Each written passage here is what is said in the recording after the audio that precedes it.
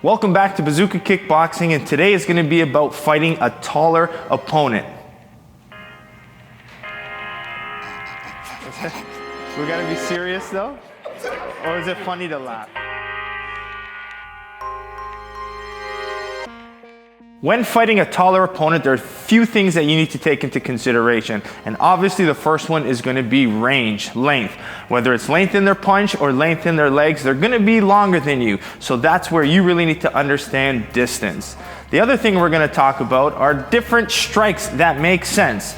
So you have to understand that a lot of the strikes that you use that make you comfortable might not be advantageous anymore. So I'm going to give you 3 different ways to attack a taller opponent. So the first thing you need to know when fighting a taller opponent is you got to know your range. And a taller opponent is going to try to keep you at the end of their strikes, whether it's punch, front kick, round kick. They're going to try to keep you away with their length. So first thing, I'm going to be the taller opponent and Abiel is going to be the one attacking. So he needs to know his range, and by knowing his range, he's going to stay out or in. There's no in between. If he stays in what we call mid-range, which is that head-to-head fighting, attacking range where both guys can hit each other, the guy with the length will usually have the advantage because he can stay, longer than the other opponent. So what I'm going to do is I'm going to throw some punches and Abiel is going to stay in or out. He can circle, he can move, but he's got to know his long range or he's inside in close range. So quick example between Abiel and I.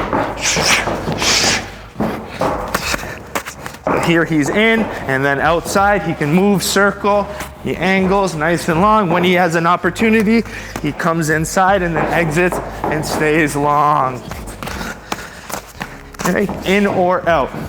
Number 2, the second thing you can do is you have to know your strike selection. So, being a taller opponent, you want to attack the legs and the body. So, first things first, being Bazooka Kickboxing style, we could attack the legs. So, Abiel, again, with part 1, is going to stay in or out. But the first strike, because it's the easiest and it's a long target, is he's going to attack the legs. So if I step in, he attacks my legs, left and right. Bang. So, number 1. Now, being taller again, it leaves my body a little bit better for Abiel to come in and attack more of an in-close range. So, he has out, boom, or he has the body punches, boom.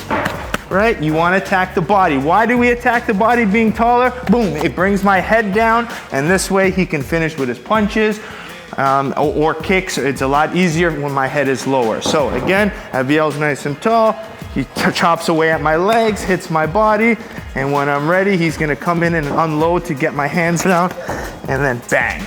So attack the legs, attack the body. Some of the strikes that you're going to have trouble with against a taller opponent are going to be knees. So I have the advantage being the taller opponent with my knees, and that's what really the forward inside fighter needs to be careful of. So when Abiel's coming in, the taller fighter is looking to use his long knees. So that's where Abiel can use angles, he can move, he can pivot, he just doesn't want to come in on a straight line. The third thing when fighting a taller opponent is you need to use your clinch. If you get inside and you're having a hard time, it's important to use a low clinch or body lock or whatever it is to get on the inside to keep safe from those power knees. So if I'm nice and tall, and again, if Abiel comes in, he has to come in, and when he's inside, he has to capitalize on it. If he comes in, he just doesn't want to throw one strike.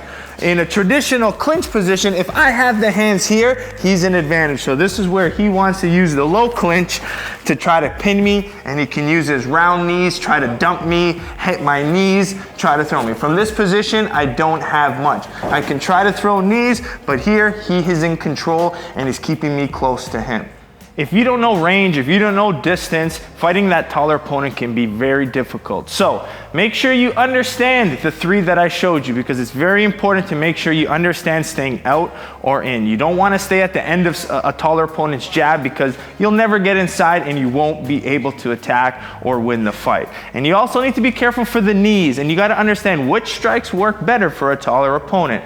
And a lot of times it's knees, it's a lot of elbows, because they have that higher, taller position. So So you have to use that strategy, use the clinches, make sure you really focus on attacking the legs and the body. I see way too many fighters trying to throw these high looping punches and trying to attack the head. A taller opponent just moves their head really hard, but usually when they're moving their head or they're here, they're leaving their body and their legs open. So knowing your strike selection is important. So make sure you follow, you like, you subscribe, and keep learning Bazooka Kickboxing.